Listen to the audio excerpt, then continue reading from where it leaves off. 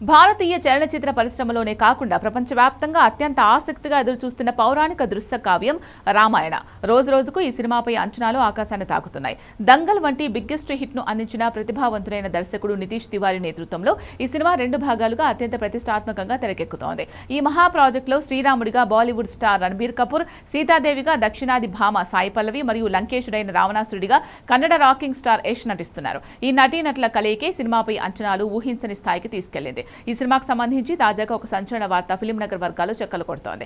ఈ mythological wonder అంతర్జాతీయ పంపిణీ హక్కులను ప్రముఖ హాలీవుడ్ నిర్మాణ సంస్థ సోనీ పిక్చర్స్ సొంతం చేసుకుంది. సాధారణంగా హాలీవుడ్ భారీ యాక్షన్ సినిమాలను ఏ స్థాయిలోనైతే ప్రపంచవ్యాప్తంగా థియేటర్స్ లో విడుదల చేస్తారో సరిగ్గా అదే స్థాయిలో మన భారతీయ పౌరాణిక కావ్యం రామాయణను గ్లోబల్ ఆడియన్స్ ముందుకు తీసుకెళ్లేందుకు సోనీ పిక్చర్స్ పక్కా ప్లాన్ చేస్తోంది.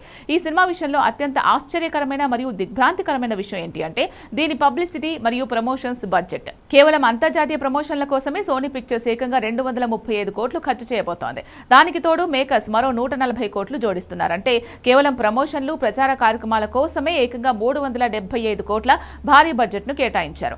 భారతీయ సినిమా చరిత్రలో చాలా పెద్ద సినిమాల నిర్మాణ బడ్జెట్ కూడా ఈ స్థాయిలో ఉండదు. కానీ ఒక్క పబ్లిసిటీ కోసమే 375 కోట్లు కేటాయించడం ఇండియన్ సినీ హిస్టరీలోనే ఒక ఆల్ టైమ్ రికార్డుగా మారనుంది. భారతీయ సంస్కృతి, పురాణ ప్రాశస్త్యాన్ని ప్రపంచ నలుమూలలా చాటి చెప్పేలా ఈ చిత్రాన్ని రూపొందిస్తున్నారు. హాలీవుడ్ స్థాయి విజువల్ ఎఫెక్ట్స్, అంతర్జాతీయ స్థాయి సాంకేతిక నిపుణుల భాగస్వామ్యంతో ఈ చిత్రాన్ని అత్యంత వైభవంగా తీర్చిదిద్దుతున్నారు.